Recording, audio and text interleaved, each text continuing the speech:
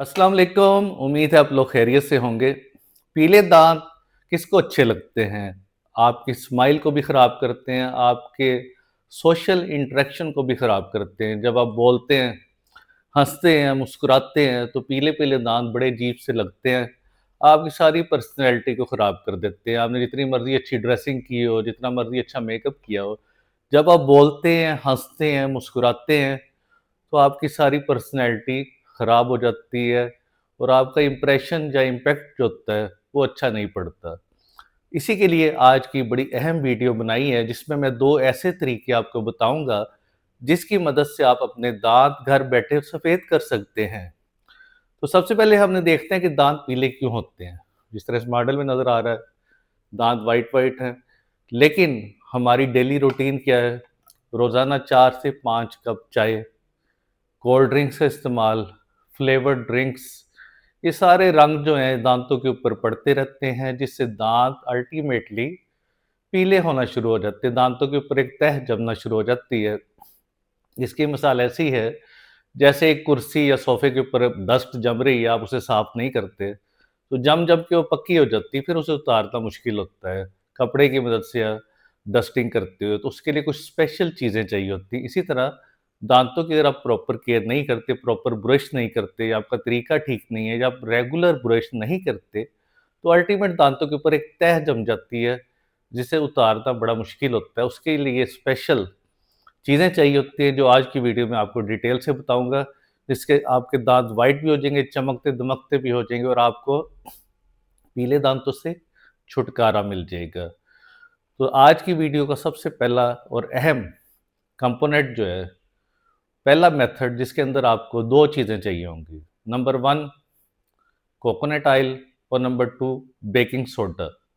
अब इन 2 चीज़ों का इस्तेमाल आपने करना कैसे है, ये ज़्यादा अहम है, वरना ये तो हर एक को पता है कि ये 2 चीज़ें रूटीन में इस्तेमाल होती हैं। उसके लिए कि आपने सबसे पहले बेकिंग सोडा, चाय का चम्मच जो होता है, टीस्पून, हाफ बेकिंग सोडा लेके उसे किसी चीज़ के अंदर प्लेस करना है, किसी प्लेट के अंदर या किसी कौली के अंदर, किसी भी चीज़ के अंदर। उसके बाद उसके अंदर कोकोनट ऑयल का हाफ चम्मच ऐड करना है। इन दोनों को अच्छी तरह मिक्स कर लेना है, जिससे एक टूथपेस्ट बन जाएगी। इसे आप हफ्ते में 1 दफ़ा यूज़ करना है। अब इसका फ़ायदा क्या है? बेकिंग सोडा की एक ख़ास ख़ुसूसियत है, ये माइल्डली एब्रेसिव है, दाँतों को क्लीन करता है, व्हाइट करता है, प्लस अल्कलाइन है। मुँह के अंदर जो आपकी तेज़ाबियत हो रही है, जो बैक्टीरिया तेज़ाब बना रहे हैं, मैदे की तेज़ाबियत है या आप जो बोतलें पी रहे हैं, कोल्ड ड्रिंक्स पी रहे हैं, उनका तेज़ाब, उस सबको ये न्यूट्रल करता है, अल्कलाइन नेचर की वजह से। तो एक तो ये फ़ायदा कि आपके दाँतों पे कीड़ा नहीं लगता, दूसरा आपके दाँत सफ़ेद भी हो जाते हैं। लेकिन जब आप इसे कोकोनट ऑयल के साथ ऐड करके एक पेस्ट बनाएँगे तो डबल एक्शन हो जाएगा। कोकोनट ऑयल भी दाँतों को साफ़ करता है, दाँतों को व्हाइट करता है, जरासीम को कम करता है। ये इसका बड़ा यूनिक फीचर है। यानी बड़ा ही ये तो सिंपल तरीका है, जेंटली जिससे आप अपने दाँतों को साफ़ कर सकते हैं। लेकिन ये तरीका फिक्स है, दाँतों के ऊपर जो सुपरफिशियल निशानात पड़े होते हैं, जैसे मैंने इस मॉडल में दिखाया था, कि अगर आप इसे गौर से देखें, इसके ऊपर निशानात पड़े हुए हैं।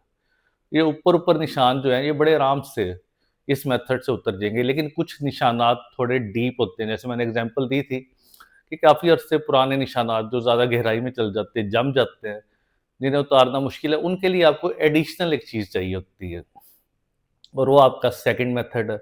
तो सेकंड मेथड के लिए हमें 2 चीज़ें चाहिए होंगी, एक baking soda plus hydrogen peroxide, 3% से ज़्यादा ना हो, फूड ग्रेड की हो, ईज़िली मेडिकल स्टोर से आपको अवेलेबल होगी। उसी तरह से बेकिंग सोडा आपने हाफ चम्मच, जो हाफ टी स्पून मैंने कहा था, वो आपने किसी प्लेट के अंदर डालना है। उसके अंदर आपने 2 से 3 ड्रॉप हाइड्रोजन पेरोक्साइड के डाले, उसे अच्छी तरह मिक्स करके पेस्ट बना लेनी है और इस पेस्ट को हफ्ते में 1 दफ़ा करना है, क्योंकि बेकिंग सोडा थोड़ा-सा एब्रेसिव होता है, ये दाँतों को रगड़ सकता है हल्का-सा, तो बेहतर ये है कि हफ्ते में 1 दफ़ा करें, इससे ज़्यादा आपको फ़ायदा नहीं होगा। जब हाइड्रोजन पेरोक्साइड आप बेकिंग सोडा के अंदर ऐड कर देते हैं, उससे जो गहराई में आपके निशानात हैं, वो उतर जाते हैं। क्योंकि इसमें एक इंटरेस्टिंग चीज़ है, ये जो हमारे दाँत हैं, इनके ऊपर छोटे-छोटे सुराख होते हैं। छोटे-छोटे पोर्स कुदरत ने हमें दिए हैं, जिन्हें माइक्रोपोर्स कहते हैं। इन छोटे-छोटे सुराख के अंदर हाइड्रोजन पेरोक्साइड पेनिट्रेट कर जाता है, जज़ब कर जाता है और अंदर से दाँत को साफ़ करता है। हमारे क्लिनिक्स में भी हाइड्रोजन पेरोक्साइड यूज़ होता है, लेकिन उसकी कंसंट्रेशन बहुत ज़्यादा होती है, 30%, 35%, इवन कि 40%। लेकिन उसका मसला है कि उसमें दाँत सेंसिटिव होने का चांस ज़्यादा होता है। इसलिए अगर आपने घर में करना है तो 3% वाला आप यूज़ करें। इससे दाँत आपके एक्स्ट्रा वाइट भी हो जाएँगे और लॉन्ग टर्म इसका इफ़ेक्ट भी रहेगा। 6 महीने, साल उससे ज़्यादा भी इसका इफ़ेक्ट रह सकता है। तो अब ये दोनों तरीकों का अगर कंपैरिज़न करें, तो पहला तरीका उन लोगों के लिए है जिनके दाँत सेंसिटिव हैं। उनके लिए baking soda plus coconut oil, ये बेस्ट है उनके लिए हफ्ते में 1 दफ़ा। और जिनके दाँत सेंसिटिव नहीं है, पिलाहट बहुत ज़्यादा है, काफ़ी अर्सा उन्होंने ब्रश भी नहीं किया, निशान गहरे हो गए हैं, काफ़ी गहराई में चले गए हैं, उनके लिए सेकंड मेथड बेस्ट है, जिसमें हाइड्रोजन पेरोक्साइड और बेकिंग सोडा को मिक्स करके एक पेस्ट बना के नरम से ब्रश की मदद से रात सोने से पहले और सुबह नाश्ते से पहले ब्रश करें। और हमेशा ब्रश, मैंने कई दफ़ा बताया है, इस तरह ब्रश नहीं करना, इससे आपके मसूड़े पीछे हटना शुरू हो जाते हैं।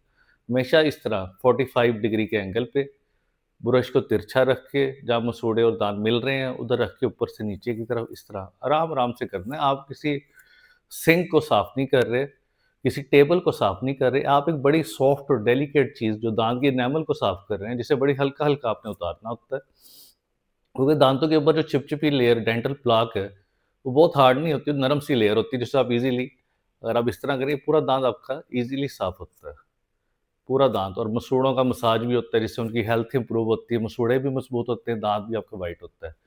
तो उम्मीद है आज की इन्फॉर्मेशन आपको पसंद आई होगी। इससे रिलेटेड जो भी सवाल आप नीचे पूछ सकते हैं, और अपने एक्सपीरियंस का भी नीचे कमेंट में इज़हार कर सकते हैं कि इन दोनों तरीकों से आपको क्या फ़ायदा हुआ है। शुक्रिया।